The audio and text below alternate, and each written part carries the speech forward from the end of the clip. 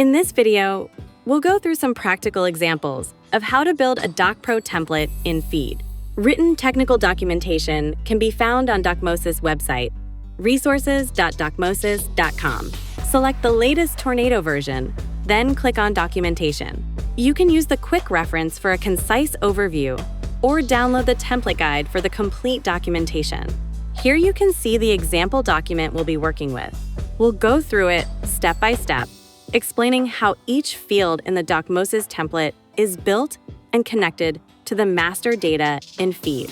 DocPro supports both Microsoft Word and LibreOffice Writer for creating templates that can be uploaded into Feed. The DocPro templates are linked to fields in Feed. They are then set up with product searches and a scheduler that automatically generates PDF documents and updates them the next time the linked product data changes. We'll go through uploading and linking in the next video. This video focuses on creating the actual template. We start with a blank Microsoft Word document. First, we'll add the desired header. In this example, the header will be static, not linked to any Feed fields. Any text or images we add without DocMosis field connections will appear exactly as they are, with no logic or automation applied. In the footer, I'll insert a DocMosis field that shows the document date, the date when the document was generated. The text document date appears before the DocMosis field and is therefore a fixed label that will always be displayed. Each field in DocMosis begins and ends with double angle brackets, the greater than and less than signs. The date format tag tells DocMosis that we want a date field, and the text inside the brackets defines how the date format will appear. We'll now add an image that will be fetched from Feed. This is done by inserting a placeholder in the document. A placeholder is a dummy image file that reserves space for the image that will be retrieved and displayed. The placeholder's height, width, and size determine how much space it occupies in the document. How the fetched image fills that space is controlled by the field command you link to the image through a bookmark.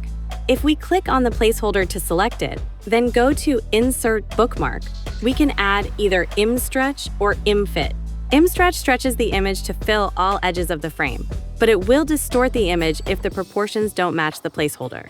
Imfit keeps the full image visible without stretching or cropping it. After imgfit, I add an underscore and then the name of what the DocMosis field will represent the field that will later connect to the Feed media role. The name you enter here doesn't have a direct technical impact on which field or media role it connects to in Feed. However, if you include both the data type and the field name in your naming convention, it will make the linking process much quicker and easier. You'll see this clearly in the next video, when we go through how to link the template to Feed. Next, I'll insert the product name into the document. Remember, it must start and end with double angle brackets, the crocodile symbols. The color coding I'm using here is just to make it visually easier for you to distinguish between DocMosis commands and field names. The red text and symbols represent the DocMosis commands, while the other colors show the field names that appear as DocMosis fields when linking the template to Feed. Here, I've used the prefix product to indicate that the data comes from the product tab and that it's the product name field we'll connect to in Feed. We'll then insert the product number. The text that appears before the angle brackets is static. It won't be translated or changed even if you switch to another language in Feed during the linking process. Inside the angle brackets, I've used the same naming structure as before.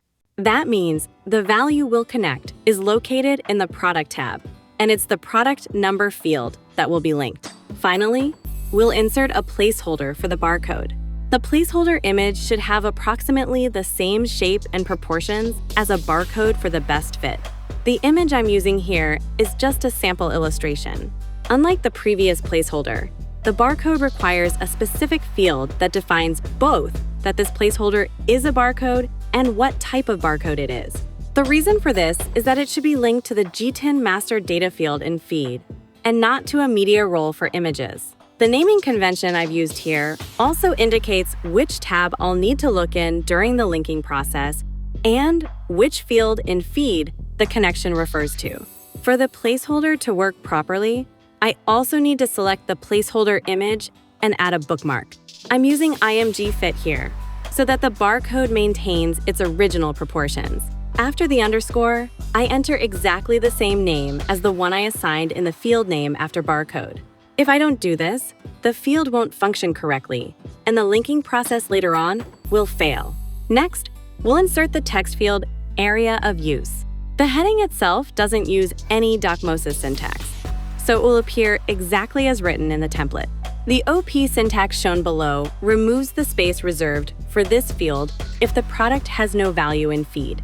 To avoid being left with a visible heading when the field is empty, we can link the OP field to the heading by using a soft line break. If I press the Enter key, that creates a hard line break, which separates the two fields.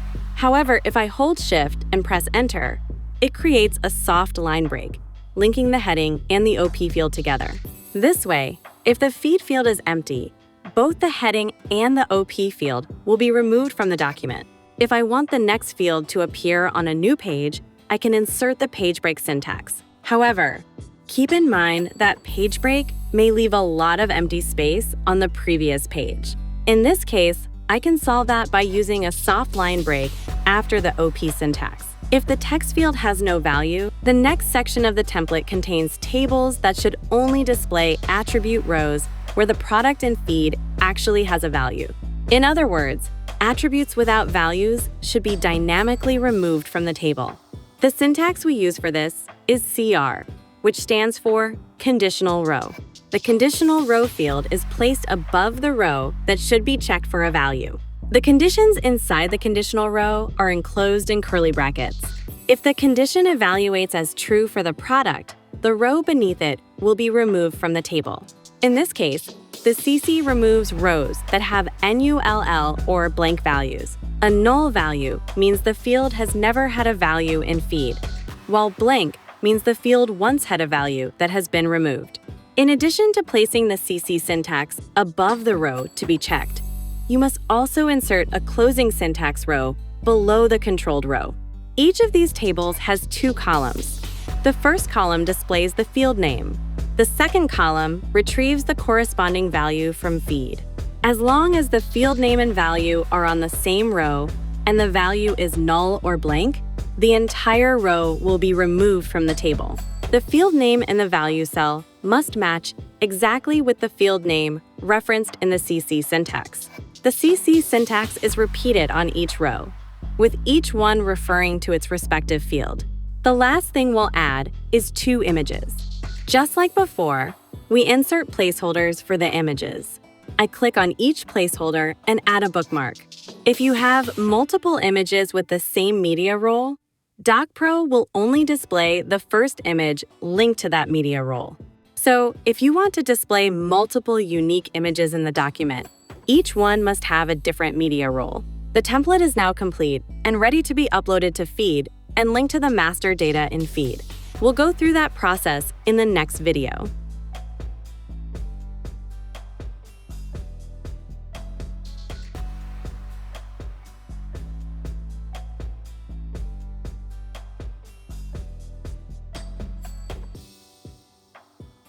Feed PIM by ISIS.